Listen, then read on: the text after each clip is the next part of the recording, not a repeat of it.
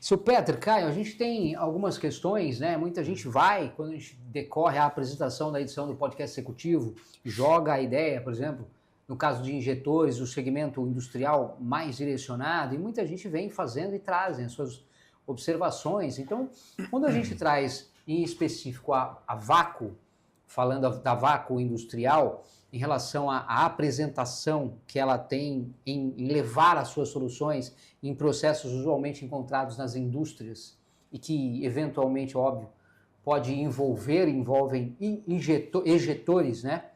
Para isso, é preciso conhecer muito bem esses processos envolvidos. O que a gente poderia destacar como alguns dos processos? Por exemplo, destilação a vácuo é considerado um desses processos? Com certeza. Se a gente pegar, por exemplo, uma destilação de petróleo, né, você tem lá as colunas de destilação, você joga lá o petróleo dentro e extrai os diversos tipos de produtos, como óleo mais pesado, como querosene, gasolina, nafta e assim por diante. Isso é consequência da própria coluna de destilação. São aqueles negócios enormes, né? E, normalmente, isso trabalha a vácuo, né? Porque os produtos têm que ser voláteis, eles têm que ser evaporados. E, muitas vezes, não é bom só aumentar a temperatura. Quer dizer, normalmente, você destila aumentando a temperatura, ele ferve e você depois condensa os vapores. Isso é uma forma simples de resolver o problema. Mas se você esquentar demais, o produto pode degradar, né? Então... tem que ter um ponto... Então, o fato de você usar vácuo, você implica em você, por exemplo, usar temperaturas mais baixas no processo, tá? Então, tradicionalmente se usa vácuo. Aí você tem que fazer o quê? Você tem que aplicar um equipamento que extraia os gases sob aquela pressão, que é o vácuo, né, abaixo da pressão atmosférica, e faz com que esse vácuo seja mantido, porque os gases são produzidos o tempo todo. Então, o sistema de vácuo, no caso, usando ejetores, ele consegue manter aquele vácuo no processo, extraindo todos os gases que são produzidos no empreendimento. O senhor comentou, eu achei muito interessante, foi muito rápido, mas o senhor falou da geração da água gelada. Seria a evaporação a vácuo? Exatamente. Veja bem, a água ferve a 100 graus, isso ao nível do mar. Se você, por exemplo, aqui em São Paulo, ela ferve a 90 e poucos graus. Por quê? Porque a pressão é menor do que ao nível do mar. Se você for reduzindo a pressão, ou seja, produzindo vácuo no ambiente onde ele ferve, a temperatura de ebulição cada vez vai reduzindo mais. Então, vamos supor que eu tenho água a 30 graus e eu quero reduzir para, sei lá, 5 graus, né, Celsius. Então, o que eu faço? Eu jogo a água num ambiente onde o vácuo corresponde à temperatura de 5 graus Celsius. Então, o que acontece? Há uma evaporação praticamente instantânea da água, de parte da água. Essa evaporação, ela retira o calor da água que está entrando, resfriando, portanto, a água, só que ele produz esse vapor, quer dizer, ele evapora uma parte dessa água. E esse vapor eu tenho que ficar extraindo o tempo todo para manter o vácuo lá dentro. Deu para ter uma ideia? É muito detalhe, na verdade, né, Caio? E como é que você conseguiu se familiarizar com todos esses detalhes? A parte de reações químicas em reatores também, né? São muito processos. É o mesmo processo. É o mesmo. Né? Você reage produto A com produto B, né? E isso é feito sempre numa dada pressão e temperatura. Então, a tendência é a seguinte, é sempre conseguir uma temperatura mais baixa de reação. Como é que você consegue isso? Basicamente, reduzindo a pressão, para não degradar o produto, né? Nem os componentes, nem o produto final. Outro ponto que perguntaram aqui também. Desodorização e branqueamento de óleos vegetais. Sim. Também. Veja bem, a desodorização é basicamente o seguinte: o óleo vegetal ele contém uma série de produtos lá dentro, que são impurezas, vamos chamar assim, que dão sabores esquisitos e cheiros esquisitos, né? E que não é muito bom manter isso no mercado. Perfeito. Claro.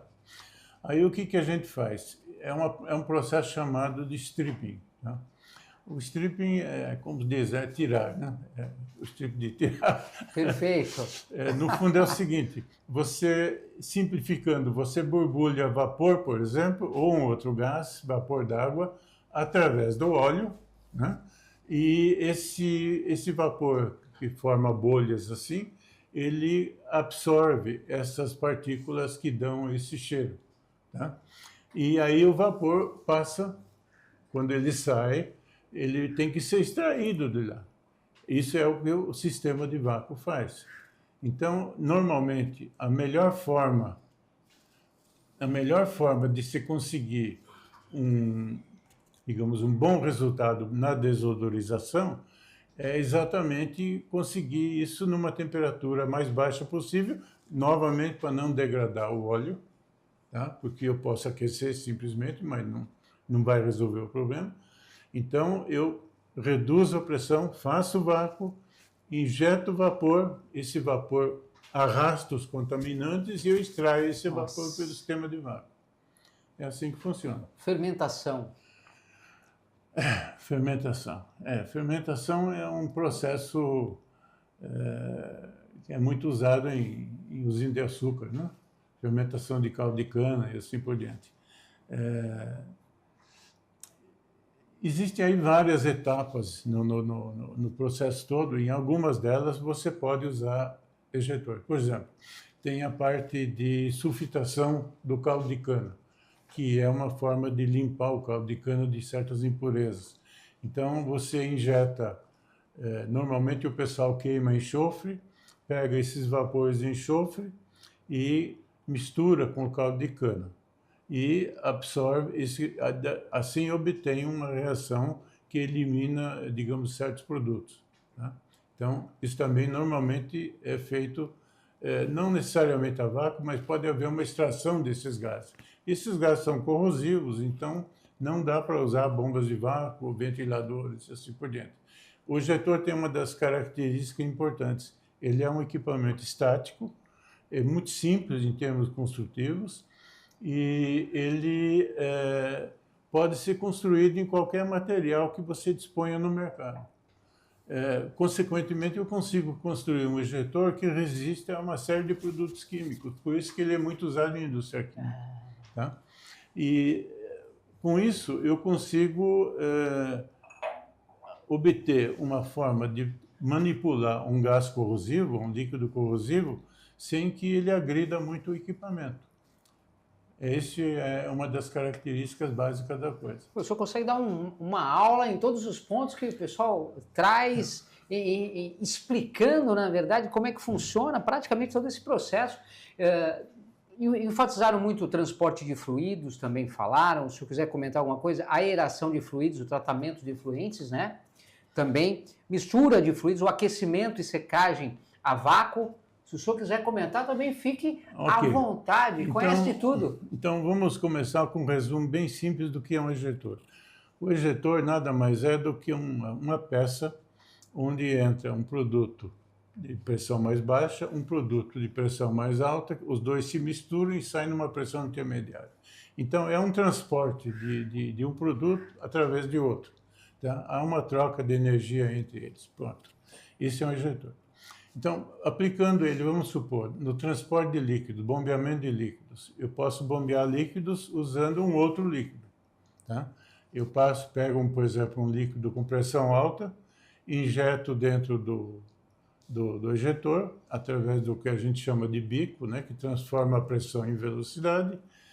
Essa velocidade normalmente já ocorre numa pressão mais baixa, que corresponde à sucção do outro produto. Ele aspira esse produto, mistura os dois e descarrega numa pressão intermediária. Então, ele é uma aplicação de bombeamento, tá?